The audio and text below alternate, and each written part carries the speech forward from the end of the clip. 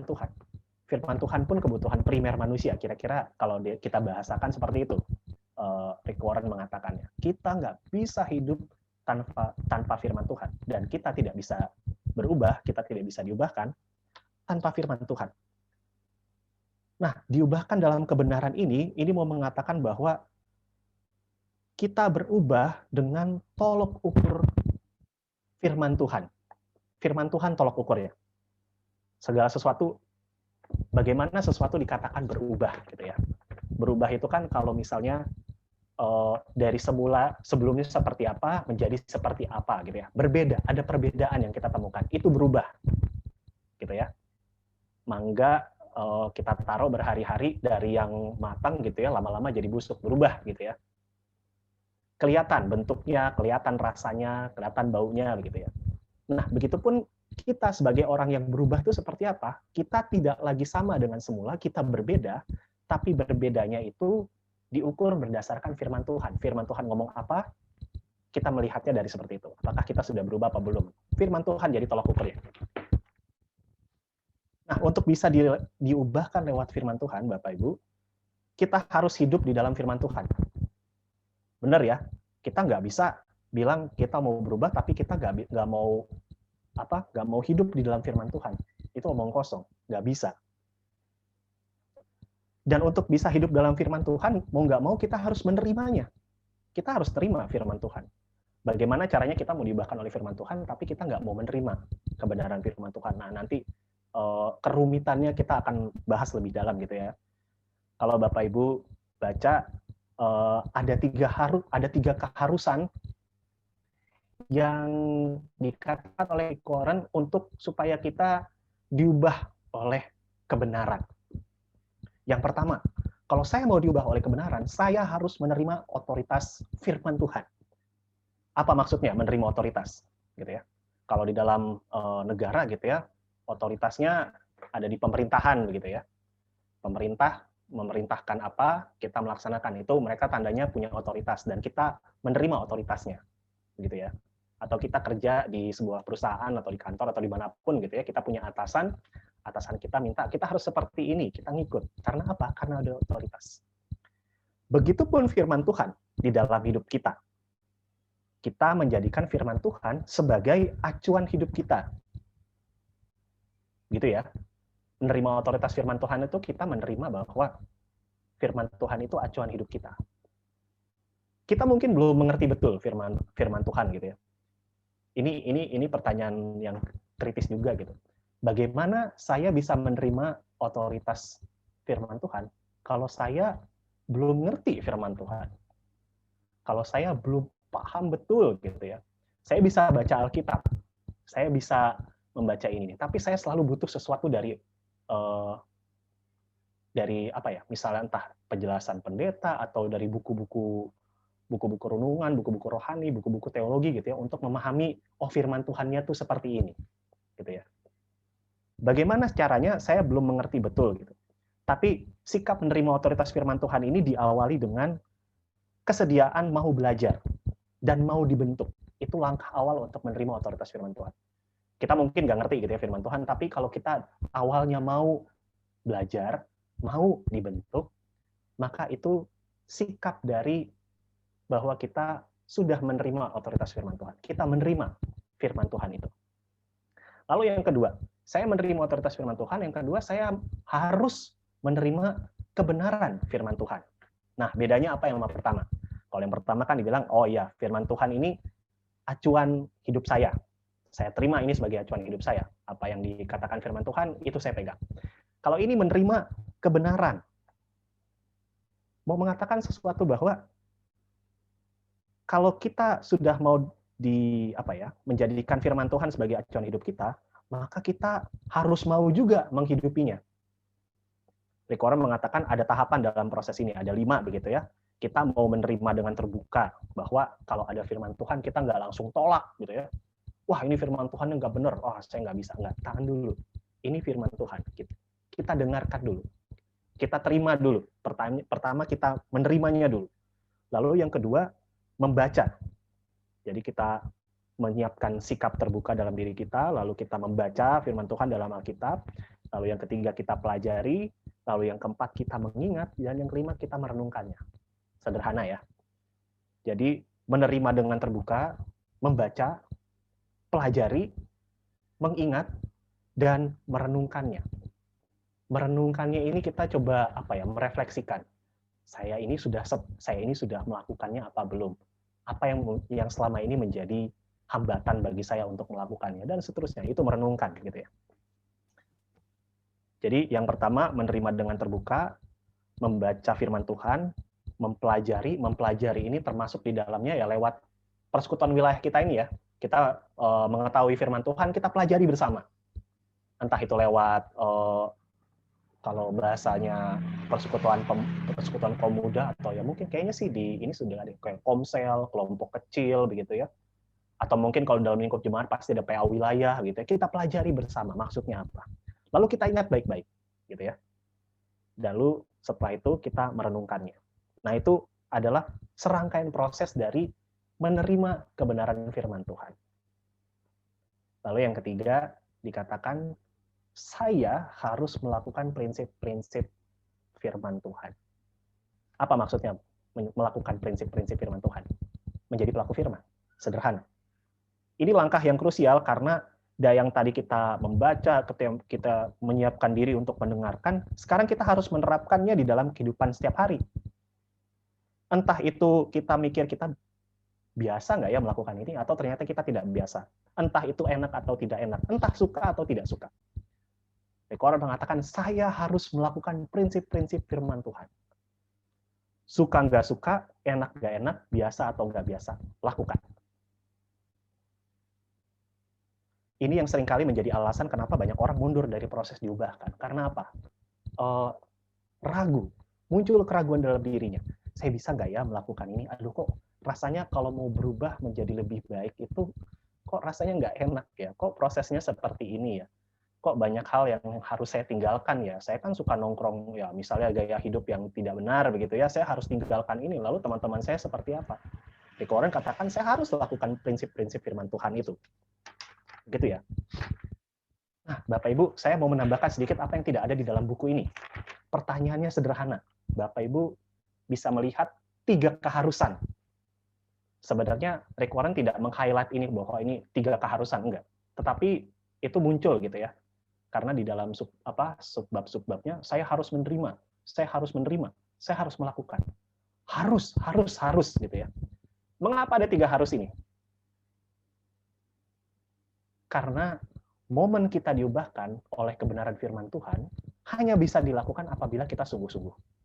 Bahkan kalau perlu memaksakan diri, mencemplungkan diri di dalam proses perubahan itu. Nah, Bapak Ibu Saudara-saudara, kenapa ini sangat penting?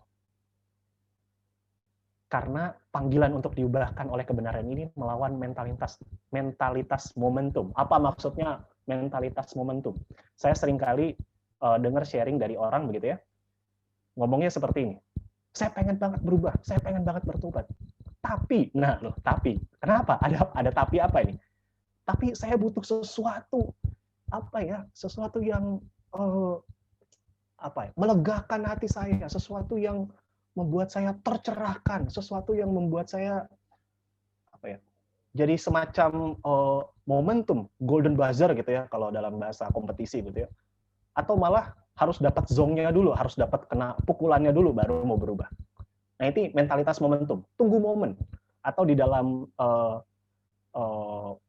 perjanjian lama begitu ya, ada bangsa Israel seringkali meminta tanda gitu ya. Tunjukkanlah tanda. Itu tentu benar. Namun saat ini kita bisa mengkritisinya.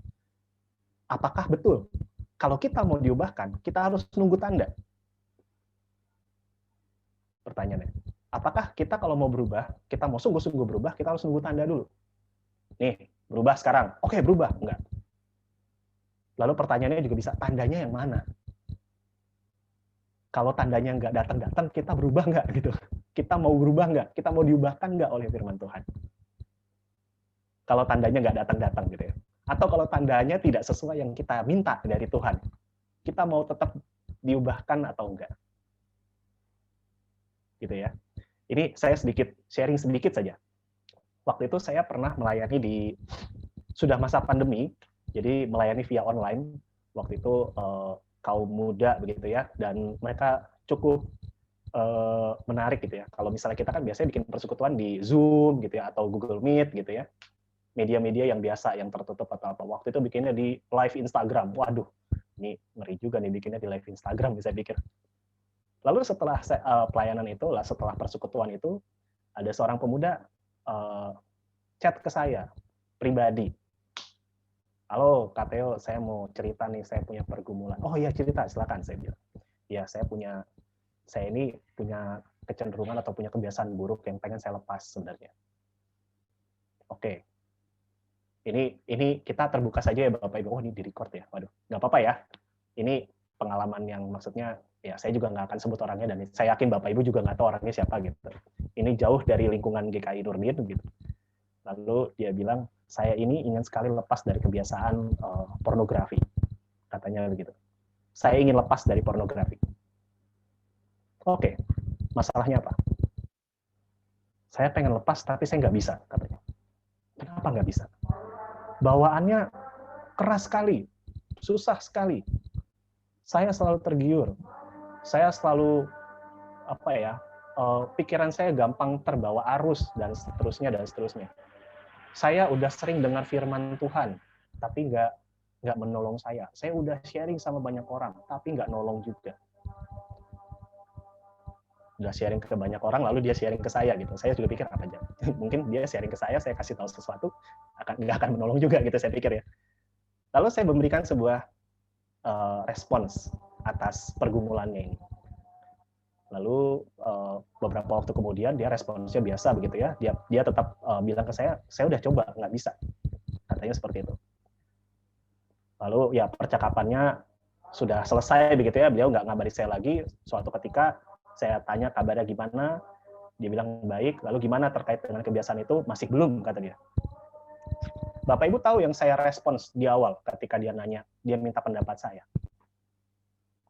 Saya bilang kalau mau berubah, nggak ada formula ajaib, saya bilang.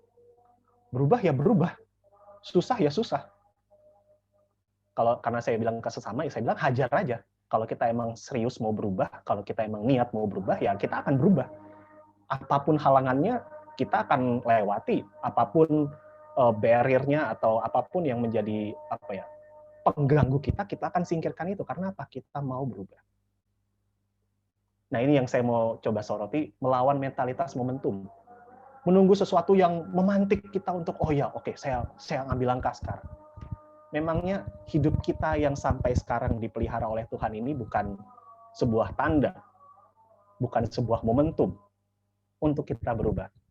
Di masa ini kita masih bisa bertahan, kita masih bisa melaksanakan kewajiban-kewajiban kita, pekerjaan, pelayanan, dan seterusnya.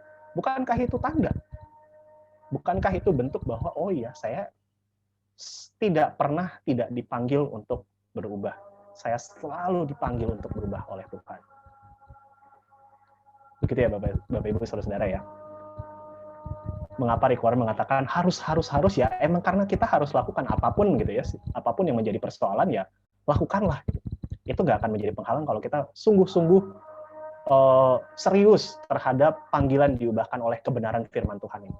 Kita tidak akan neko-neko melakukan kebenaran firman Tuhan. Karena kita mau diubahkan gitu ya. Baik, itu terkait dengan diubahkan oleh kebenaran. Sekarang yang kedua. Diubahkan melalui masalah, transformed by trouble. Rick Warren mengatakan bahwa masalah adalah sesuatu yang kayaknya lebih efektif daripada merenungkan firman Tuhan dalam hal mengubah seseorang. Kok dia bisa ngomong seperti itu ya? Ini karena masalah sifatnya itu langsung dan mendesak, berbeda dengan perenungan firman Tuhan yang sifatnya olah pikir dan kita butuh ketenangan untuk bisa merenungkan firman Tuhan. Bapak Ibu saudara, kalau saat teduh begitu ya, pagi atau malam hari, kita benar-benar menyiapkan waktu untuk mendengarkan firman Tuhan. Ya mungkin lewat persekutuan wilayah ini juga kita menyediakan waktu, bukan? Oh iya, jam 11 saya mau persekutuan wilayah. Gitu. Saya akan datang, saya siapkan waktu untuk mendengarkan firman Tuhan. Tapi kalau masalah, apakah kita menyediakan waktu untuk, masalah datanglah di saat ini? Enggak. Masalah kagak diminta, datang aja lah, langsung gitu ya, ngantri malah gitu. Kita belum siap, dan ngantri aja masalah udah banyak gitu ya. Selesai satu masalah, datang lagi masalah-masalah lain gitu ya. Itu masalah. Dan orang sepertinya karena itu sesuatu yang mendesak dan mengancam kehidupan secara real langsung begitu ya, orang akan berpikir, oh berarti saya harus berubah. Itu sebabnya Rick Warren mengatakan di awal buku Purpose of Driven Life, hari ke-25 itu dia katakan tampaknya lebih efektif dibanding membaca firman Tuhan, karena sifatnya langsung dan mendesak. Ya, kita bisa meragukan ini, tapi terlepas itu benar atau tidak, kita bisa sepakati bahwa Tuhan dapat memakai masalah dalam kehidupan kita untuk mengubah kita. Tuhan berkuasa atas masalah-masalah kita, dan dia dapat menggunakannya untuk mengubah kita. Namun, meskipun memang Tuhan bisa mengubahkan orang lewat masalah, belum tentu orangnya berubah. Gitu ya. Kenapa? Karena banyak aja orang yang kena masalah nggak jadi malah kembali kepada Tuhan gitu ya, kalau misalnya dia menjauh dari Tuhan. Ada aja yang orang kena masalah malah makin jauh gitu ya, semakin menjauhkan diri dari Tuhan gitu. Untuk itu kembali lagi, firman Tuhan yang melekat dalam hati kita lah yang suka memberi sinyal untuk kita bertobat. Bapak Ibu Saudara, percaya hati nurani ya. Halo? Bapak Ibu? Oke. Iya. Mohon maaf ya, saya suka nanya. Iya. Hati nurani itu kan sesuatu yang dalam diri kita, yang kita bisa merasakan sesuatu ini baik atau tidak baik, begitu ya. Benar atau tidak benar. Kita nggak bisa menjelaskan kenapa, tapi itu suka menjadi sebuah kesadaran gitu. Kalau kita melakukan sesuatu yang tidak benar, suka ada sinyalnya. Sebentar, ini kayaknya nggak benar, gitu ya. Sebaiknya kalau kita yakin bahwa kalau hati nurani kita mengatakan bahwa kita melakukan sesuatu dengan benar, itu seperti ada energi. Wah, saya bisa melakukan ini, saya tahu ini benar, saya bisa melakukannya dengan apa ya? Ada kekuatan ekstra gitu ya dibandingkan yang sebelumnya. Nah, firman Tuhan juga bekerja di situ. Ia melekat dalam hati seseorang supaya setiap kali kita mengalami suatu peristiwa, ia memberi warning, memberi peringatan, ada sinyalnya bahwa oh ya, ini benar atau tidak ya kira-kira yang saya lakukan gitu. Saya berpikir seperti ini benar atau tidak ya.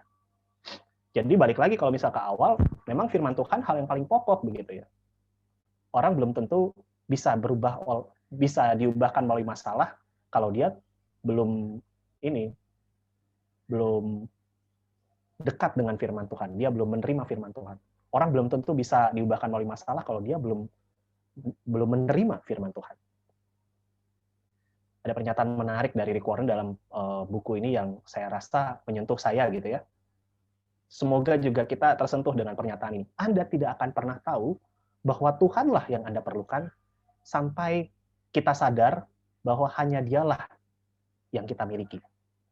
Anda tidak akan pernah tahu bahwa Tuhanlah yang Anda perlukan sampai Anda sadar bahwa hanya Dialah yang Anda miliki.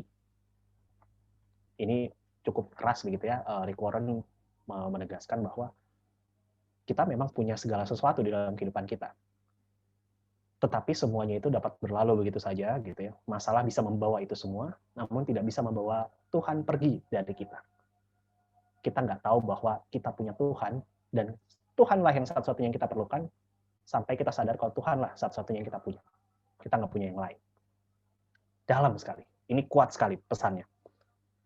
Nah, wajar bagi kita bertanya-tanya, kenapa kalau misalnya setiap kali kita kena masalah, gitu ya, pertanyaannya selalu seperti ini. Tuhan, kenapa saya yang kena?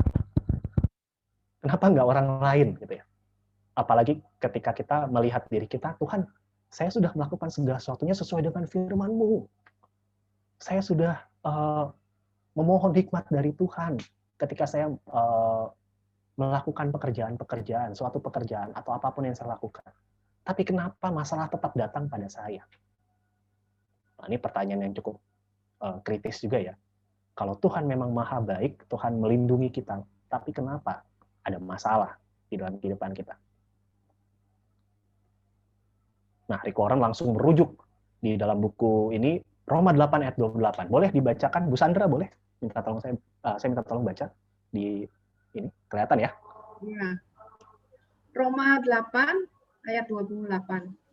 Kita tahu sekarang bahwa Allah turut bekerja dalam segala sesuatu untuk mendatangkan kebaikan bagi orang yang mengasihi Dia, yaitu yang terpanggil sesuai dengan rencana Allah. Ya, terima kasih Ibu Sandra. Ayat ini sering kali kita dengar ya. Kita sering mendengar ini entah itu lewat renungan, entah itu lewat grup-grup WhatsApp gitu ya. Teman-teman kita suka share ayat-ayat yang cukup terkenal, kira-kira begitu. Cukup terkenal bagi kita, dan ini sepertinya juga ini ya sangat menyentuh ya. Kita tahu sekarang Allah bekerja dalam segala sesuatu untuk mendatangkan kebaikan. Nah, Rick Warren sering mengatakan bahwa ayat ini cukup terkenal di dalam kehidupan banyak umat, namun juga cukup sering disalahartikan. Disalahartikannya kita coba telusuri ya. Saya menyoroti, kita coba cek ayat ini. Kita tahu sekarang. Kalau kita melihat kita tahu sekarang, berarti orang kalau bilang, oke, saya tahu sekarang bahwa Allah turut bekerja. Berarti ini mau mengatakan bahwa ada sebuah kesadaran, ada sebuah keyakinan pada Tuhan. Saya yakin, kira-kira seperti itu. Saya tahu sekarang bahwa Allah turut bekerja dalam segala sesuatu. Allah bekerja. Allah tidak berhenti bekerja, gitu ya. Dalam segala sesuatu. Dalam segala sesuatu. Termasuk di dalam hal-hal yang tidak menyenangkan. Termasuk di dalam masalah. Untuk mendatangkan kebaikan. Sesuatu yang baik. Bagi, nah ini belum selesai. Bagi orang yang mengasihi Dia. Kalau kita mengasihi Tuhan, kita bisa Tuhan mendatangkan kebaikan lewat masalah-masalah itu. Yaitu yang terpanggil sesuai dengan rencana Allah. Nah, ini baru komplit gitu ya. Yaitu yang terpanggil sesuai dengan rencana Allah. Jadi pertama, ini didasari pada keyakinan akan Tuhan, lalu percaya bahwa ada pekerjaan Tuhan dalam segala sesuatu, termasuk hal-hal yang tidak menyenangkan bagi kita, dan mendatangkan kebaikan bagi kita yang mengasihi Dia, yang terpanggil sesuai dengan rencana Allah. Artinya apa? Kebaikan itu pun didatangkan sesuai rencana Allah, bukan rencana kita. Kita mungkin suka berpikir, kalau Tuhan baik, saya seperti ini. Kalau Tuhan baik, saya seperti ini. Belum tentu. Itu pikiran kita tentang bagaimana Tuhan seharusnya bertindak, bukan bagaimana Tuhan bertindak, bukan bagaimana Tuhan berencana di dalam kehidupan kita. Bagaimana rencana Allah dalam kehidupan kita nggak tahu persisnya seperti apa, tetapi Paulus di dalam Roma 8 ayat 28 mengatakan mendatangkan kebaikan bagi orang yang mengasihi Dia, yaitu yang terpanggil sesuai dengan rencana Allah. Ada kebaikan. Kebaikan berdasarkan rencana Allah, bukan rencana kita. Ini yang sulit diterima. Karena kita melihat segala sesuatunya baik atau tidaknya ya menurut kita gitu ya. Menurut kita ini baik nggak? Menurut kita, itu baik kalau itu pertama menyenangkan kita, menguntungkan kita gitu ya. Membuat kita tenang dan seterusnya. Apakah rencana Allah selalu seperti itu, Bapak Ibu Saudara? Saya yakin kita semua dengan melihat semua masalah yang pernah kita alami akan kompak mengatakan nggak gitu ya. Rencana Allah jauh dari rencana kita gitu ya. Kalau di dalam perjanjian lama dikatakan seperti itu. Demikian jauh rencana kita daripada rencana Allah. Lalu dengan realita yang seperti ini, bahwa masalah bisa datang kapan saja, nggak perlu kita tidak tahu kapan masalah datang gitu ya. Lalu kita kemudian mengetahui bahwa Allah bisa bekerja loh lewat masalah. Allah berkuasa loh menggunakan masalah dalam kehidupan kita untuk mengubah kita. Lalu sekarang pertanyaannya, apa yang harus kita lakukan? Apakah Allah mengubahkan kita itu seperti menjentikan jari gitu? Berubah? Tidak. Nyatanya tidak. Harus ada respons kita. Apa yang harus kita lakukan? Rick Warren mengatakan dua hal. Yang pertama, membangun karakter seperti Kristus. Saya minta tolong bacakan satu orang, Ibrani 5 ayat 8-9, lalu salah satu rekan-rekan yang lain juga, Roma 8 ayat 17. Boleh minta tolong? Siapapun. Ibrani 5 ayat 8-9. Dan orang-orang yang berhak menerima janji Allah yang akan menerimanya bersama-sama dengan Kristus, yaitu jika kita menderita bersama-sama dengan Dia.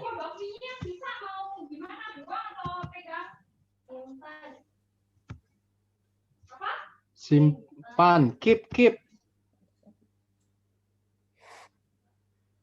Ya, boleh dilanjutkan tadi,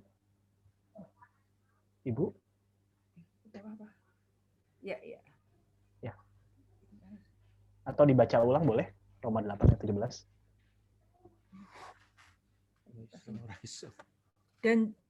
Dan jika kita adalah anak, maka kita juga adalah ahli waris. Maksudnya orang-orang yang berhak menerima janji-janji Allah yang akan menerimanya bersama-sama dengan Kristus, yaitu jika kita menderita bersama-sama dengan Dia, supaya kita juga dipermuliakan bersama-sama dengan Dia. Baik, terima kasih. 17. Dua penggalan ayat yang kita baca ini menunjukkan beberapa kesamaan. Yang pertama, kita menemukan bahwa Yesus Kristus pun dibentuk lewat penderitaan dunia. Sekalipun ia adalah anak, ia telah belajar menjadi taat dari apa yang telah dideritanya. Yesus taat di dalam penderitaannya. Lalu dalam Roma juga dikatakan, kita adalah anak, maka kita adalah ahli waris jika kita menderita bersama-sama dengan Dia. Bahwa Yesus yang pernah menderita itu pun kita bisa maknai bahwa ketika kita mengalami penderitaan, maka hadapilah karena kita menderita bersama-sama dengan Kristus, dan kemudian kita pun dipermuliakan bersama-sama dengan Dia. Karakter seperti Kristus, karakter yang ketika mengalami penderitaan, ia setia, ia taat di dalam penderitaan itu. Karakter yang teguh gitu ya, yang endurance atau bahasanya ya dia tetap bertahan di tengah segala kesesakan, di tengah segala penderitaan gitu. Lalu yang kedua, kita harus menanggapi masalah seperti Kristus juga. Rick Warren menunjukkan 3 hal ini ya poinnya. Pertama, fokus pada rencana baik dari Tuhan. Kita mengalami banyak masalah. Saya yakin Bapak Ibu mungkin punya pengalaman begitu banyak dibandingkan saya gitu ya. Saya masih ya belum lama hidupnya gitu. Begitu banyak pengalaman-pengalaman kehidupan yang Bapak Ibu alami gitu. Bisa dilihat masalahnya seperti apa, namun juga bisa dilihat bahwa di dalam masalah ini kita dibentuk oleh Tuhan. Nah, Rick Warren katakan fokus pada rencana baiknya Tuhan. Fokus pada rencana baiknya. Ia mengatakan begini, ini seperti sikap meditasi, namun meditasinya itu seperti kalau kita sedang khawatir. Kalau kita khawatir, kita fokus pada masalah. Betul ya? Kita mengalami kekhawatiran, kita fokus sama, aduh, saya khawatir nih. Karena apa? Karena ada ini rentetan masalah semuanya. Nah, kalau fokus pada rencana Tuhan, itu seperti meditasi, namun kita fokusnya pada apa di balik dari masalah ini. Rencana apa yang ada di balik setiap masalah yang kita alami. Gitu ya. Fokus pada rencana. Kalau kita fokus pada masalahnya dan bagaimana itu akan merugikan kita dan seterusnya, itu hanya akan membebani kita gitu ya. Dan kita akan semakin kesulitan untuk melihat Tuhan di dalam setiap masalah yang kita alami. Lalu yang kedua, bersukacita dan bersyukur gitu ya. Ini 1 Tesalonika 5 dikatakan gitu ya. Bersukacitalah senantiasa dan mengucap syukur. Ada satu lagi sih sebenarnya, tetap berdoa gitu. Bersukacita dan bersyukur. Ini bukan hal yang sulit gitu ya. Untuk kita pahami sebenarnya. Namun ini sangat sulit untuk kita kerjakan. Kalau ada masalah, bersukacita. Kalau ada masalah, bersyukur. Pernah Bapak Ibu menjumpai orang-orang seperti ini? Saya bersyukur, saya punya masalah. Saya bersukacita gitu ya. Mungkin ekspresinya tidak seperti itu. Tetapi seseorang seseorang bisa betul-betul bersukacita ketika ia menyandarkan sukacita itu bukan pada masalah, bukan pada hal-hal yang melekat dalam kehidupan kita, pekerjaan, karir, studi, lalu dan lain-lainnya, tetapi pada Tuhan. Sehingga kalau hal-hal yang tadi melekat pada kita itu menghilang, kita tetap bisa bersukacita. Karena apa? Kita mendasarkannya pada Kristus, bukan pada hal-hal yang memang penting, memang baik, namun fana, gitu ya. Kita nggak bisa bilang bahwa karir itu nggak penting, materi itu tidak penting. Itu penting, kita bertahan hidup dengan itu, gitu ya. Bahkan itu juga bisa jadi berkat Tuhan juga bagi kita. Namun terlepas dari itu semua, ada Tuhan, ada Kristus yang menolong kita. Dan bersukacitalah karena itu. Bahkan di dalam hal-hal yang tidak enak sekalipun. Bersyukur pun demikian. Bersyukurlah kalau di dalam 1 Tesalonika 5 dikatakan, Bapak Ibu bisa baca mungkin setelah ini gitu. Mengucap syukurlah dalam segala hal. Dalam segala hal. Bukan karena sesuatu. Nah ini yang seringkali kita ini. Saya bersyukur karena ini. Kalau tidak ada ini itu tadi, kita bersyukur apa? 1 Tesalonika mengatakan, mengucap syukur dalam segala hal. Dalam apapun yang kita hadapi, apapun yang kita alami, mengucap syukur. Lalu yang ketiga, juga sederhana pesannya namun sulit untuk dilakukan, tidak menyerah. Jangan mudah menyerah. Kita nggak tahu ya, kalau kita tarik dalam konteks kita, ini pandemi sampai kapan ya? Kok nggak kelar-kelar pandeminya? Ini pandemi udah dari awal tahun sebenarnya, bahkan akhir tahun lalu sudah jadi pandemi di dunia ini, kita merasakannya di bulan Maret, tapi sampai sekarang udah sampai penghujung tahun, belum selesai-selesai. Apakah kita mau menyerah? Menyerah itu apa? Kita selesailah dengan membaca firman Tuhan, kita selesai dengan melihat masalah sebagai cara Tuhan mengubah kita, dan seterusnya, dan seterusnya. Apakah kita mau menyerah? Rick Warren katakan, jangan mudah menyerah. Karena apa? Karena setiap masalah itu selalu melahirkan hal-hal yang baik sebenarnya untuk kita bisa refleksikan di dalam kehidupan kita. Rick Warren katakan ini. Anda menjadi lebih dewasa ketika Anda mulai melihat tangan Tuhan dalam situasi-situasi hidup yang kacau, membingungkan, dan kelihatan tanpa arti. Kita menjadi lebih dewasa kalau kita bisa melihat tangan Tuhan di dalam segala situasi itu. Situasi yang tidak enak itu. Kita dewasa, tidak hanya secara kepribadian, namun juga dalam iman. Ketika kita melihat Tuhan di dalam semua masalah. Dari yang sebelumnya kita berkata, mengapa Tuhan masalah ini terjadi kepadaku, menjadi Tuhan, apa yang engkau ingin aku pelajari lewat masalah ini. Nah ini nggak gampang ya untuk berpikir seperti itu. Sulit sekali. Saya suka tertegun sama orang-orang yang bisa bicara seperti itu. Tuhan, bagaimana, apa yang engkau ingin aku pelajari lewat masalah-masalah yang terjadi pada saat ini. Tuhan ingin kita berubah. Dan Tuhan jelas punya kuasa mengubah kita. Pertanyaannya, maukah kita diubahnya? Maukah kita diubah lewat kebenaran firman Tuhan? Maukah kita diubah oleh atau melalui masalah-masalah yang kita alami? Ingatlah Tuhan Maha Kuasa. Tuhan berkuasa. Namun Tuhan mengundang kita di dalam proses perubahan itu.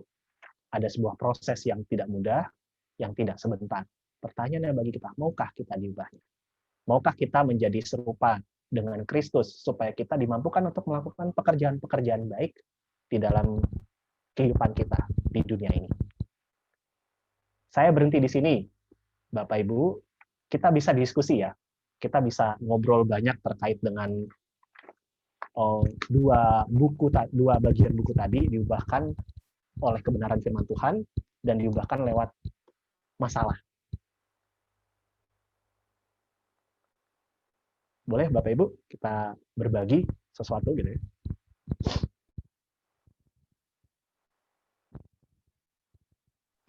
Silakan Bapak Ibu yang ingin menyampaikan pertanyaan atau komentar atau justru semacam kesaksian, silakan. Saya kedua. Ya.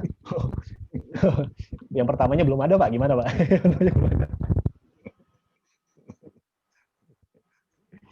Pak Purnomo.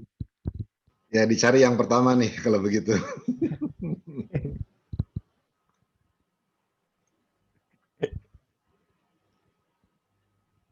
Ya, silakan Bapak Ibu.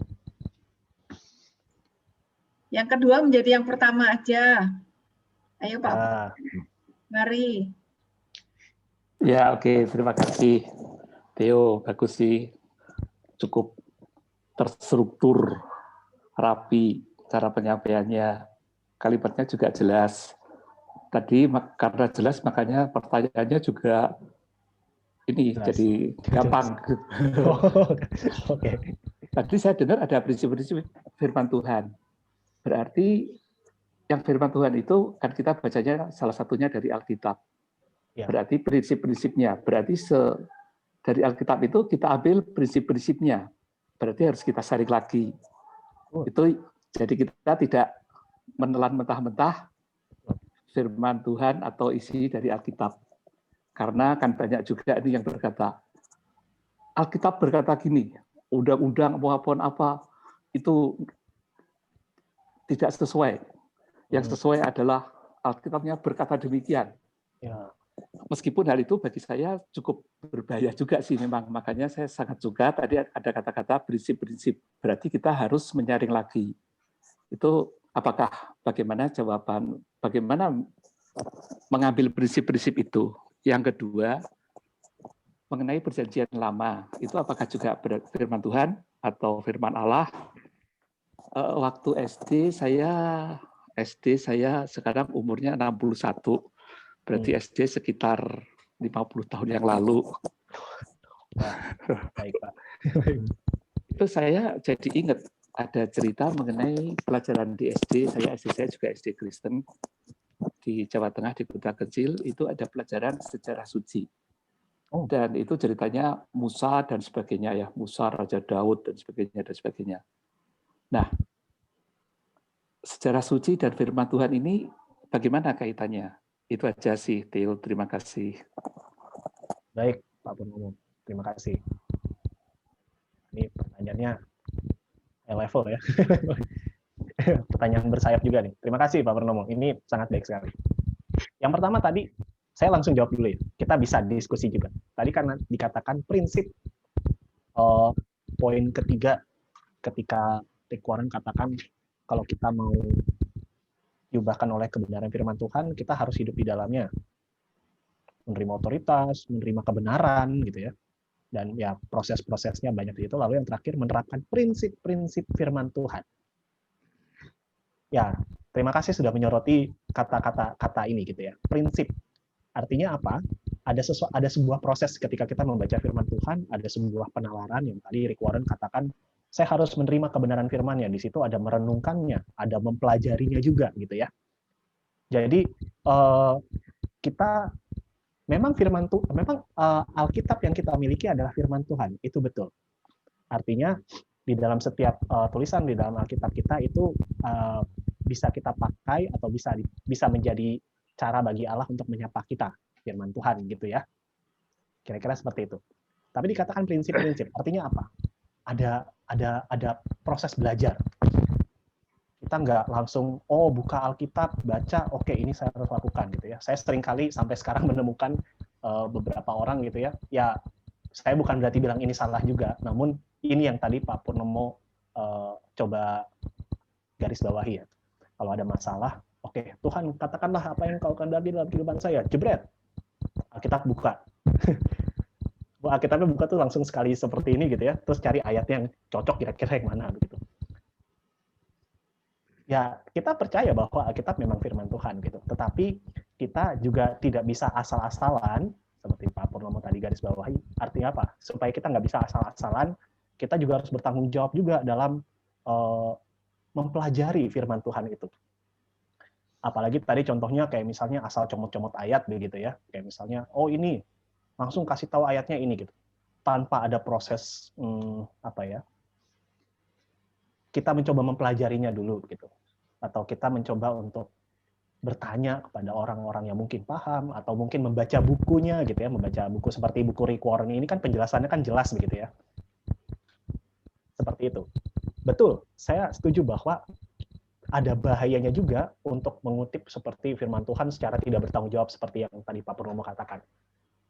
Makanya Rick Warren katakan itu prinsip-prinsip firman Tuhan. Jadi nggak langsung begitu ya.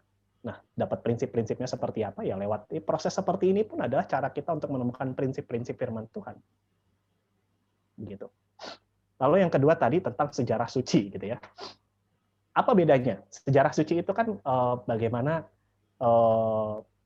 sejarah dari buku sejarah suci itu kalau nggak salah menceritakan tentang sejarah kekristenan dalam waktu-waktu setelah apa yang ada di Alkitab gitu ya. Alkitab kita kan terbatas di abad-abad abad 1 gitu ya. Kira-kira seperti itu. Setelah itu Alkitab kita nggak menceritakan yang setelahnya karena Alkitab kita nggak berubah-berubah gitu ya. Selalu ya Kejadian, Maleakhi, Matius sampai Wahyu gitu kira-kira. Nah, sejarah suci itu adalah proses kitab sejarah yang mencatat bagaimana perkembangan kekristenan dari saat tertentu begitu ya sampai dengan rentang waktu tertentu. Perkembangan gereja, sejarahnya gereja seperti apa, lalu juga bagaimana kekristenan ada di mana-mana. Pokoknya semuanya sifatnya ini ya kayak buku sejarah pada umumnya gitu. Nah, bedanya seperti apa? Sejarah suci. Begitu ya Pak Purnomo ya? Sejarah suci seperti itu ya? Ya, terus bagaimana hubungannya dengan firman Tuhan? Bagaimana karena di Perjanjian Lama itu kan banyak hal yang kalau diikuti cukup berbahaya gitu ya. Contohnya, misalnya, contohnya ya. Contohnya mengenai Rahel, mengenai Yakub, mertua membohongi calon menantu, terus penantu menggoda mertua gitu dan sebagainya. Ya, saya setuju gitu ya. Kalau sejarah suci kan tadi itu sifatnya sejarah gitu ya. Kita bisa mengacu pada hal-hal yang sudah dilakukan pada masa dulu untuk kita mempertimbangkan langkah kita ke depan. Saya selalu ingat di dalam ketika saya masih studi teologi di STT Jakarta begitu ya, dosen sejarah kami mengatakan kenapa kita masih harus belajar sejarah untuk merujuk tadi pertanyaan sejarah suci gitu. Kita belajar sejarah supaya kita mengerti betul apa yang pernah kita lakukan dan itu menolong kita untuk mempersiapkan langkah ke depan. Makanya sejarah selalu dikatakan ya kita jangan sampai lupa sejarah gitu ya. Karena untuk kita melangkah ke depan kita pun melihat yang dahulunya kita seperti apa gitu. Supaya kita bijak dalam melihat segala sesuatunya dalam ini. Dan yang mencatat sejarah memang seru juga sih gitu ya. Terkait dengan sejarah kira-kira gitu seperti itu Pak, terkait sejarah suci. Lalu terkait dengan yang tadi Pak Purnomo katakan, ayat Alkitab kita ini kan Perjanjian Lama itu kan banyak kisah-kisah menarik begitu ya. Tadi ya kisah tentang Rahel juga. Lalu kalau Bapak Ibu saudara-saudara pernah baca Hakim-Hakim gitu ya, itu juga ada kisah menarik di situ. Ada kisah tentang seorang perempuan yang dimutilasi menjadi 12 bagian. Bapak Ibu tahu teks itu, kisah itu? Nah, orang akan bertanya, ini gimana caranya ini jadi firman Tuhan? Apa yang ini begitu ya? Nah, terkait dengan prinsip-prinsip ini, firman Tuhan itu memang memang Alkitab kita firman Tuhan begitu.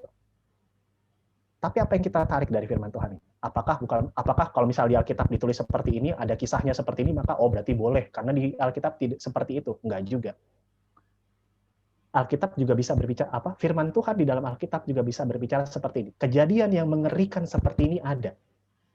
Tetapi bukan kemudian untuk kita lakukan di dalam kehidupan kita. Tetapi supaya kita belajar agar hal-hal yang tidak menyenangkan, hal-hal yang mengerikan seperti itu tidak lagi terjadi di dalam kehidupan seperti ini. Begitu ya. Kita ini seringkali melihat bahwa kalau di Alkitab ada berarti itu benar, berarti kita boleh melakukannya. Belum tentu. Di dalam di dalam kisah-kisah gitu ya ada terkait dengan kisah-kisah yang ya seperti Daud dengan Batseba begitu ya pas segala macam. Saya sering kali tanya berarti boleh dong kayak Daud atau enggak gitu ya. Bukan berarti itu ditulis dalam firman Tuhan, berarti kita boleh melakukannya. Toh juga akhirnya kita lihat itu dihukum gitu ya, Daud. Nah, seperti itu. Makanya dikatakan prinsip-prinsip. Dari mana kita dapatkan? Dari membaca firman Tuhan, lalu juga kita mempelajarinya. Lalu kita mengingatnya, kita merenungkannya juga. Jadi proses yang tadi Warren katakan, ketika kita mau menerima kebenaran firman Tuhan, langkah-langkahnya itu tetap harus kita lakukan. Gitu ya. Ya lewat persekutuan wilayah seperti ini pun ya kita sedang melakukan itu. Kita mempelajari bersama-sama, kita diskusi, kita sharing, kita mengingatkan, oh ya seperti ini ya, oh ya betul seperti itu. Kira-kira begitu. Saya setuju untuk mengatakan bahwa ya firman Tuhan itu, ya Alkitab memang firman Tuhan begitu ya, namun bukan berarti, oh begini, Alkitab itu firman Tuhan. Itu kan sesuatu yang berharga. Dan oleh karena itu firman Tuhan yang berharga, maka kita yang membacanya harus bertanggung jawab dalam menyampaikan dan melakukan firman Tuhan itu. Sehingga kalau kita memang bertanggung jawab, maka kita tidak asal-asalan. Kita harus dengan penuh kerendahan hati untuk menyampaikan firman Tuhan. Kalau Paulus mengatakan ya firman Tuhan itu dapat digunakan untuk menegur, untuk melakukan atau mengingatkan begitu ya. Ingatkanlah dengan penuh kerendahan hati. Firman Tuhan ini berharga, maka kalau berharga, gunakanlah ini dengan bertanggung jawab. Begitu Pak Purnomo, Pak Sigit dan Bapak Ibu sekalian. Ada yang mau bertanya lagi? Ya, terima kasih. Ya. Tadi kayaknya ini ya, kalau perjanjian baru berarti abad pertama. Tadi sempat Theo bilang sebelum abad. Ya, itu kan itu aja sih. Waktunya panjang. Ya. Berarti kalau perjanjian lama sebelum abad pertama, kalau perjanjian baru dimulai abad pertama. Itu aja sih. Kayaknya tadi agak kepleset sedikit. Oh ya, saya kepleset ya. Oh mohon maaf kalau gitu. Mohon maaf. Oke, makasih. Saya seperti itu, tapi kalau saya ngomongnya salah, saya mohon maaf. Ya, kasih Pak. Gitu. Ya, silakan Bapak Ibu. Adakah lagi yang ingin menyampaikan pertanyaan atau mungkin bahkan kesaksian? Silakan. Kesaksiannya kalau mau nyanyi boleh. Saya pujian gitu ya. Pak Sigit. Ya, silakan. Saya bukan mau ini ya, saya cuman ini aja. Gini, sekarang kan di tengah-tengah pandemi ini banyak kan orang yang kena PHK. Otomatis kan mereka kan mengalami masalah keuangan. Nah, kalau kita menerapkan firman Tuhan itu bahwa kita bilang, kita jangan fokus pada masalah keuangan, tapi kita fokus sama Tuhan. Tapi kan banyak yang bilang begini, kalau kita bilang seperti itu, kita pegang firman Tuhan bahwa Allah turut bekerja dalam segala sesuatu untuk mendatangkan kebaikan. Terus ada lagi di Ibrani, janganlah kamu menjadi hamba uang gitu kan, yang Ibrani 12 ayat 5. Tapi kalau seandainya kita bilang begitu ke orangnya bilang gini, tapi kan kita untuk melanjutkan hidup, kita untuk membelikan sesuatu itu kan kita perlu uang, bukan kita perlu doa. Jadi kan kalau seandainya kita kan bayar sesuatu tuh nggak bisa pakai doa, kita berdoa aja gitu kan. Tapi kan kita harus bayar pakai uang juga. Jadi memang agak sulit ya untuk kita menerapkan, maksudnya bagaimana memasukkan firman Tuhan terhadap orang yang punya masalah seperti itu gitu loh. Karena kadang-kadang memang kita situasi yang pada saat itu yang dihadapi dengan kenyataan kita memasukkan firman Tuhan, memang dia agak sulit gitu. Nah, bagaimana kita merubah mindset dia dengan situasi yang saat ini dia hadapi gitu. Itu enggak mudah menurut saya sih. Kita mau mengatakan seperti apa gitu loh. Karena kalau kita cuma bilang pegang firman Tuhan, itu agak ini ya, agak sulit gitu ya, loh. Karena kan kenyataan hidupnya seperti ini, antara kenyataan hidup dengan firman Tuhan itu memang kita pegang firman Tuhan, tapi kan sekarang saya mengalami seperti ini gitu loh. Ya. Itu sih saya gimana itu kita mau menerapkan firman Tuhan dalam kehidupannya orang itu gitu. Kalau dia punya masalah seperti ini dan dia mengatakan seperti itu. Terima kasih Bu. Boleh direspons Bapak Ibu? Kita supaya diskusi nih. Wah ini seru nih. Fokus pada firman, fokus pada apa rencana yang ini apa segala macam. Loh saat ini saya butuh makan, saya atau apa segala macam. Emang ya kadang-kadang begitu ya.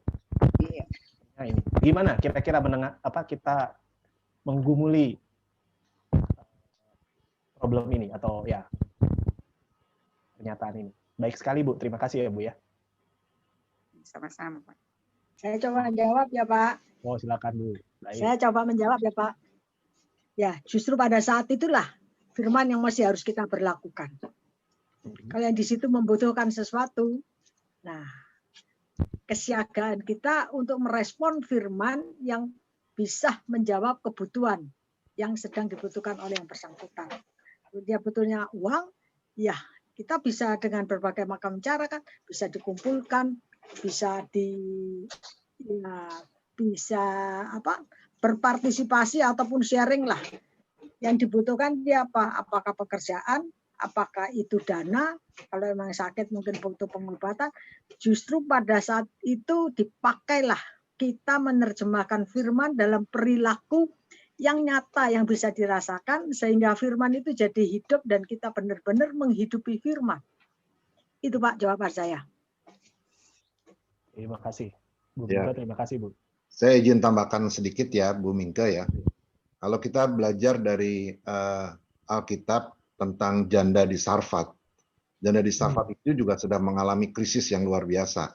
Dia sangat terdampak oleh kekeringan yang melanda negeri itu.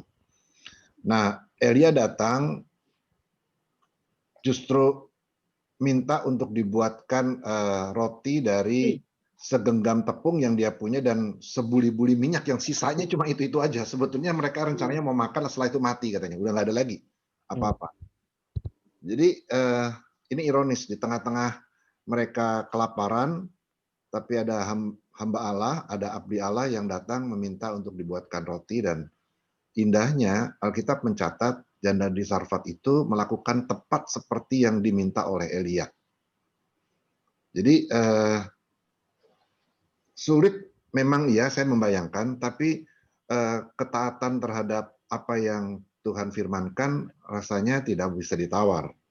Nah, kalau posisinya terjadi pada kehidupan misalnya teman kita dan kita ada di situ, saya berpikir selain kawan kita ini memang perlu lebih lagi mencari wajah Tuhan, kita pun juga bisa berdoa untuk dia dan juga bisa melakukan doa yang lain. Dana operasional Anda. Doa juga. Jadi kita berbagilah dengan kawan kita ini. Jadi jangan cuma datang bilang, "Oke, yuk kita berdoa." Itu juga bagus. Tapi kalau kita punya sesuatu, ya jadikan itu juga doa, dana operasional Anda. Gitu. Kita kasih uang untuk dia mulai sesuatu, entah itu usaha dan sebagainya. Kita ajak untuk berpikir kreatif dan sebagainya, sehingga dia bisa membangun hidupnya lagi. Tapi satu hal yang jelas sama seperti Bang Bu Mingke tadi katakan, memang harus cari wajah Tuhan sungguh-sungguh. Harus cari wajah Tuhan sungguh-sungguh dan taati apa yang memang diperintahkan oleh Tuhan. Ya. Gimana menurut Mas Theo? Ya, saya senang dengan diskusinya. Saya justru di kepala saya malah jadi ketambah lagi nih. Wah, ini hal-hal baik. Betul. Saya rasa setuju. Saya setuju juga terkait dengan itu. Dan Bu Mangundap ya, saya panggilnya Bu Mangundap Bu, Ibu tuh ya. Atau Bu Els. Bu Els. Oh ya, Bu Els. Bu Els juga menyatakan sebuah pergumulan yang konkret banget nih gitu ya. Dan bagi saya itu sebuah pertanyaan yang cukup kritis gitu ya. Ketika tanya, iya saya tahu firman Tuhan benar, tapi bukan berarti kemudian kita jadi menomor sekiankan apa yang ada saat ini. Misalnya ya kita saat ini memang butuh uang begitu ya, betul sekali. Dan itu yang tepat seperti yang Bu Mingke katakan, bahwa ketika kita memang menerima firman Tuhan dan kita melakukan prinsip-prinsipnya juga, kita pun juga dimampukan atau ya kita juga dipanggil untuk menerapkan apa yang menjadi prinsip-prinsip firman Tuhan itu di dalam hal-hal yang konkret, hal-hal yang nyata gitu ya. Tadi saya ini sekali dengan Bu Els bilang, masa orang misalnya butuh bantuan berupa materi atau dana, kita kasih doa begitu ya. Meskipun benar sih doa juga perlu begitu ya untuk mengatakan bahwa Tuhan memang ini begitu. Tapi apakah kita mendoakan habis itu udah selesai, kita lepas tanggung jawab? Apakah seperti itu? Saya teringat dengan sebuah pernyataan ada di dalam ini satu buku yang mungkin bisa jadi apa ya? Saya rasa Bapak Ibu tahu, mungkin kalau belum tahu saya perkenalkan bukunya, judulnya Labirin Kehidupan. Ya, itu karya pendeta GKI di Pondok Indah, Yohasadi Prasetya, dosen kami di STT Jakarta. Beliau menulis buku Labirin Kehidupan, sekarang sudah ada 2 volume. Yang saya mau katakan gini, di dalam buku itu ia katakan bahwa ada sebuah judul yang mengatakan ini. Kita sering mendengar ora et labora, berdoa dan bekerja atau berdoa dan berjaga-jaga begitu ya. 2 hal ini. Tetapi di dalam teologinya, di dalam buku itu mengatakan laborare es orare. Wah, ini bahasa Latin ya. Intinya begini. Berdoa adalah bekerja. Jadi bukan berdoa dan bekerja, tetapi berdoa adalah bekerja. Apakah berarti berdoa dan bekerja itu salah? Tidak. Tetapi memahaminya dengan berdoa adalah bekerja adalah berdoa, menolong kita untuk memahami bahwa ora et labora itu sangat penting begitu ya. Jadikanlah doa kita kerja kita, dan jadikanlah kerja kita doa kita. Kita bisa mendoakan orang.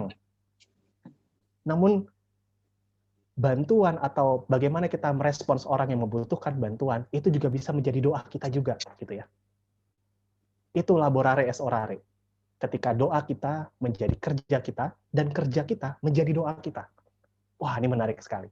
Saya terima kasih sekali Bu Mingke sudah mengatakan itu, bahwa apa yang kita doakan, apa yang menjadi prinsip-prinsip firman Tuhan itu harus kita ejawantahkan di dalam kehidupan kita, gitu ya. Kita memohon pertolongan Tuhan bagi mereka yang membutuhkan pertolongan, kita pun dipanggil untuk menolong mereka yang membutuhkan pertolongan. Nah, perumpamaan tentang janda di Sarfat ini, Pak Sigit bagi saya baik sekali begitu ya, menyinggung kisah ini. Karena perempuan janda di Sarfat ini punya yang betul-betul terbatas hanya untuk dia dan anaknya begitu ya. Tapi dia menyisihkan sedikit lagi untuk Elia, dan kemudian ia menyisihkan buat Elia, lalu menyisihkan juga buat dirinya dan anaknya. Tetapi ya di situ ya memang kesaksian iman di dalam kisah ini ya, bagaimana pemeliharaan Tuhan begitu ya. Nah, ini menunjukkan sebuah langkah iman yang ditunjukkan oleh perempuan di Sarfat ini. Di dalam kekurangannya ia membagi, ia memberi gitu ya. Ini juga menunjukkan pada kita bahwa kekurangan tidak menjadi alasan bagi kita untuk memberikan pertolongan. Karena di dalam segala sesuatu itu ada pemeliharaan Tuhan yang melampaui dari apa yang kita miliki atau apa yang kita pikirkan. Nah, betul, kita harus fokus juga dengan apa yang kita miliki. Kalau misalnya memang kita sedang problem di dana atau apa segala macam, ya kita memang harus mengupayakannya begitu ya. Namun kita bisa mengupayakan kebutuhan pribadi kita atau ya misalnya uang begitu ya, tanpa menjadi hamba uang. Kita bisa berusaha untuk mencukupkan materi yang kita butuhkan tanpa menjadi hamba materi. Kita bisa melakukan itu semua dengan tetap menjadi hamba Tuhan. Bagaimana caranya? Firman Tuhan. Begitu.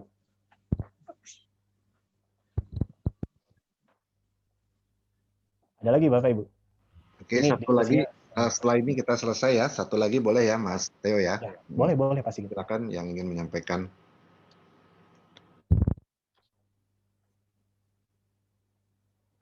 Silakan Ibu, Bu Sandra, Bu Sakti, Bu Yuli. Saya ya. Pak Andi, silakan. Saya. Tadi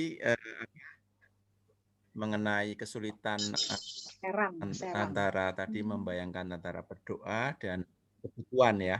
Itu dan tadi yang Pak Sigit ceritakan mengenai janda di Sarfat itu, seringkali saya melihatnya begini, kejadian yang janda di Sarfat itu jawabannya itu instan gitu ya.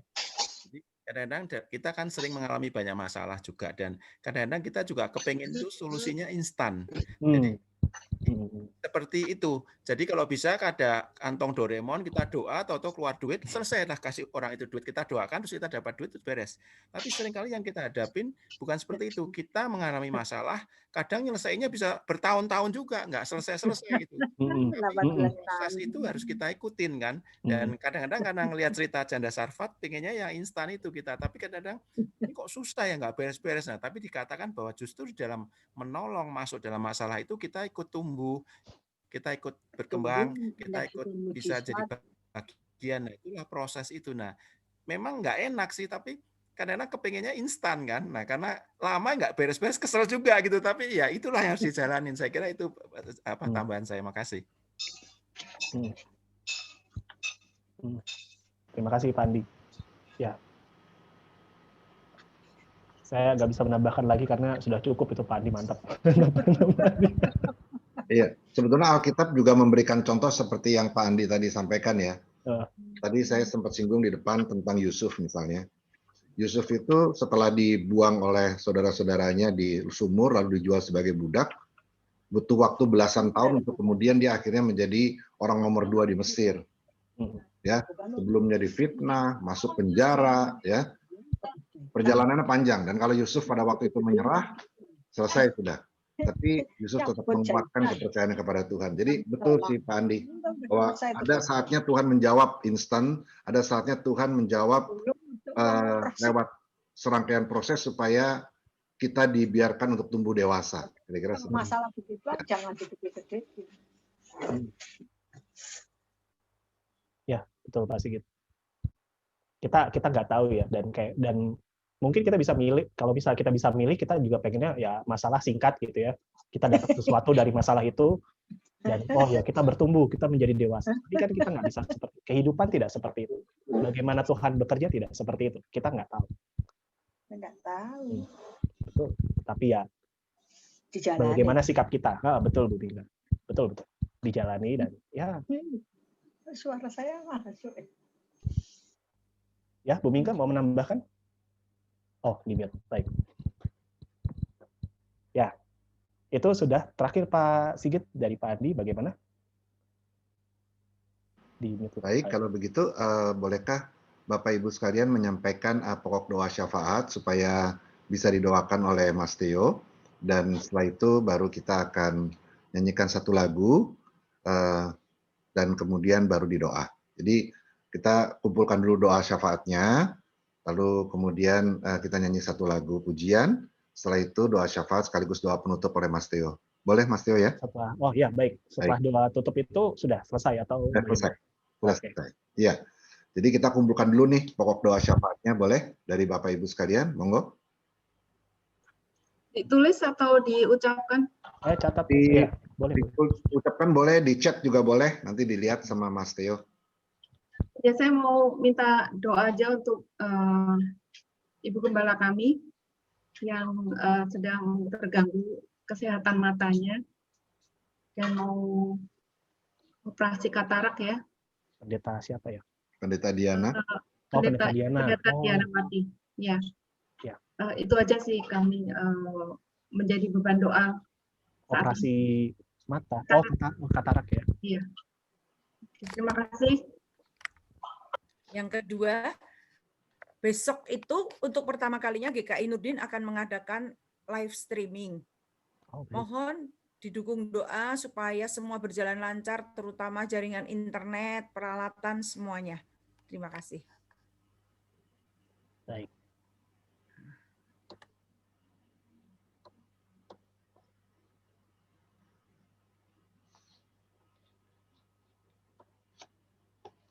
Ada lagi Bapak Ibu? Silakan. Ada lagi?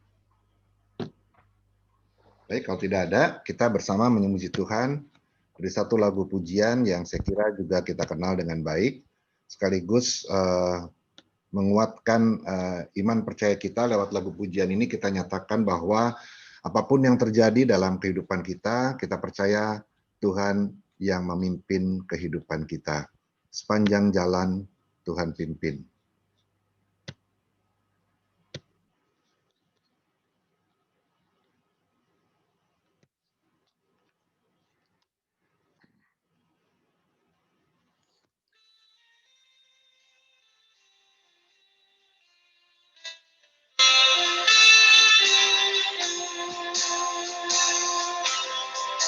Sepanjang jalan Tuhan pimpin, itu cukup bagiku.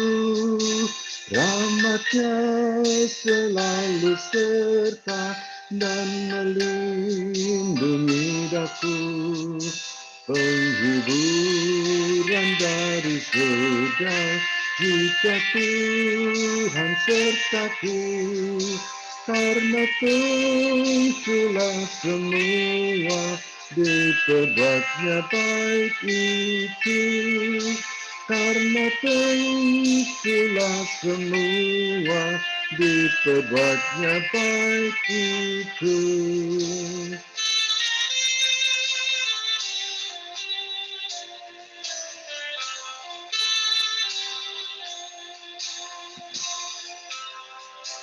Panjang jalan Tuhan pimpin, meski jalanku tak senang.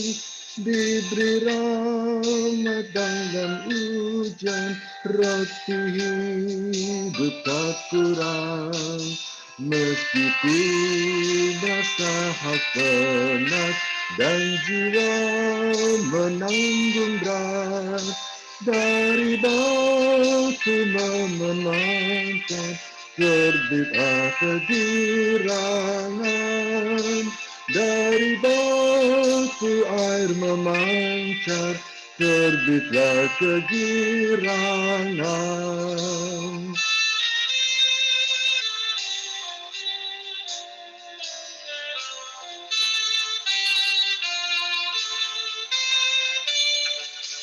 Panjang jalan Tuhan pimpin, kasih-Nya amat penuh. Dijanjikan perhentian yang indah amat teguh.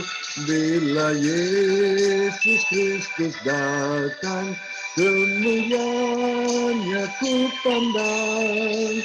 Selamanya ku mau bersorak, Yesus pimpin jalanku.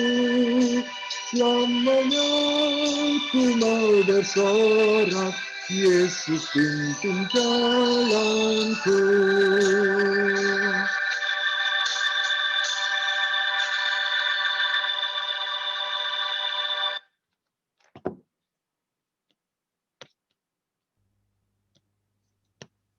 Silakan Pak Theo.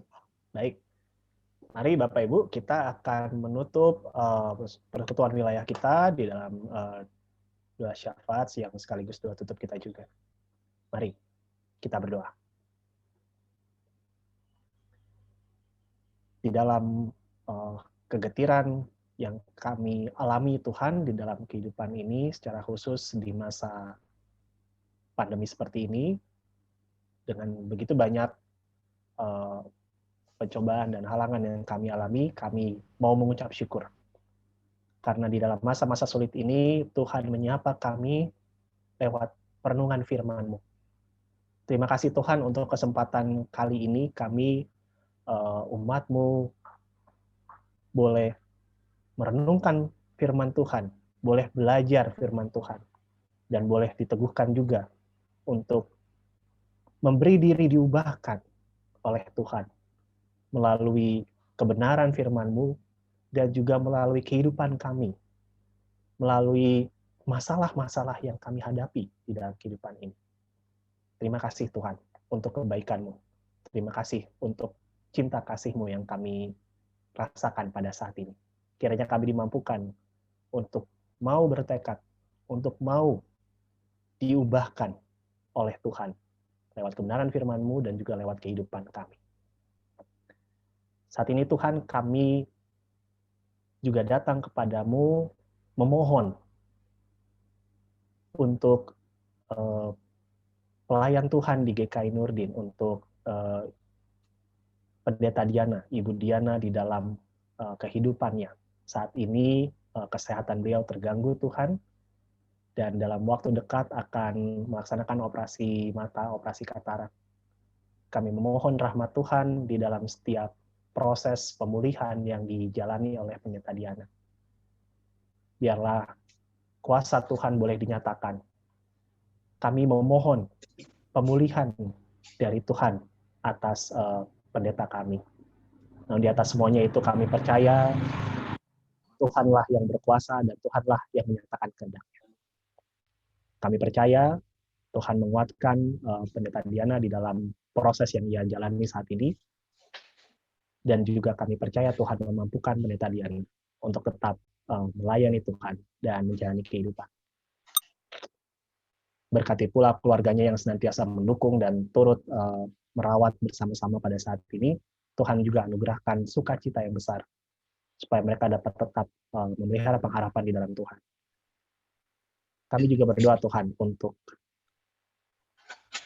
gereja kami, Jemaat GKI Nurdin, di dalam pelayanan yang terus dilakukan, yang terus diusahakan, bahkan di masa-masa sulit seperti ini. Di dalam rencana untuk pelayanan ibadah secara live streaming yang perdana dilakukan pada esok hari.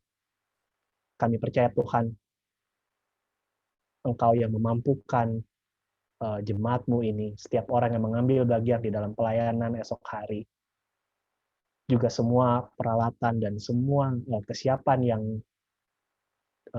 dilakukan. Kami percaya Tuhan bekerja. Dan biarlah Tuhan Engkau memampukan setiap hamba-hamba-Mu yang mengambil bagian dalam pelayanan besok supaya dapat memberikan pelayanan yang baik, yang menolong umat Tuhan di GKI Nurdin untuk dapat beribadah. Biarlah Tuhan kami boleh menyambut kesempatan ini dengan penuh rasa syukur dan juga kesediaan diri untuk melakukan yang terbaik untuk kemuliaan nama Tuhan. Kami juga berdoa untuk setiap kami yang hadir pada saat ini. Juga anggota dari persekutuan wilayah ini yang mungkin tidak sempat hadir, tidak bisa bergabung oleh karena satu dan lain hal. Tuhan yang kiranya menganugerahkan kami berkat, yang menganugerahkan kami hikmat, supaya di dalam keseharian kami boleh senantiasa dimampukan untuk menjalaninya, untuk menjalani, menghidupi pekerjaan kami, setiap hal di mana kami berkarya, di mana Tuhan mengutus kami. Kami percaya Tuhan yang memampukan. Segala hal yang mungkin menjadi pergumulan kami percaya Tuhan yang senantiasa melawat, menguatkan, dan juga memulihkan. Biarlah Tuhan, di dalam setiap persoalan yang kami hadapi, kami boleh melihat Tuhan di dalamnya. Dan kami mau juga diubahkan. Kami mau berproses juga bersama-sama dengan Tuhan di dalam setiap persoalan di kehidupan kami. Terima kasih Tuhan. Saat ini kami akan menutup persekutuan ini. Kami mengucap syukur Tuhan untuk berkat-Mu, sehingga kami dapat melaksanakan, menyelenggarakan persekutuan ini dengan baik. Kami boleh mendapatkan sesuatu hal yang berharga, yang menjadi bekal bagi kami untuk melanjutkan kehidupan. Berkatilah kami Tuhan, di dalam setiap aktivitas kami selanjutnya. Kami tak henti-hentinya memohon penyertaan-Mu. Terima kasih Tuhan. Inilah doa kami, doa yang sederhana, yang jauh dari sempurna. Kami panjatkan doa ini hanya dalam satu nama Tuhan kami, Yesus Kristus, Juru Selamat kami yang hidup. Amin. Amin. Amin. Terima kasih Mas Theo. Terima kasih semua Bapak Ibu.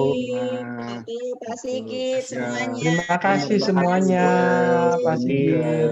Sehat-sehat semua. Tina, Cisandra, Pak Mas Theo, makasih. Andrea, Ya, Pak Andi, terima kasih. Sakti, Terima kasih Pak Theo. Pak Edwin, Happy Terima Bu Mingke, weekend terima semuanya. kasih. Ya, terima Bye-bye. kasih. Tuhan berkati. Tuhan Terima berkati. kasih. Ya. Live ya, Kit. Ya, Liv ya. Ya. Saya live ya. ya silakan. Oke, thank you Theo. Oke. Sama-sama Bu Sandra. Terima kasih semuanya ya. Terima kasih, Bu. Selamat makan siang. Oh iya, makan siang. Oh iya, makan siang. Saya lupa. Ya, Bu Els, Makan. makan siang juga. Iya, selamat makan siang. Terima Tetangga kasih kita. Pak Theo, Mas Sigit, terima kasih. Ya, Sama-sama Bu terima Sakti. kasih. Tuhan berkati. Bulan depan Bu Sakti tolong kasih kabar ya. Oke, Temanya apa, siapa yang bertugas. ya Pak. Mestinya Pak Andi nih.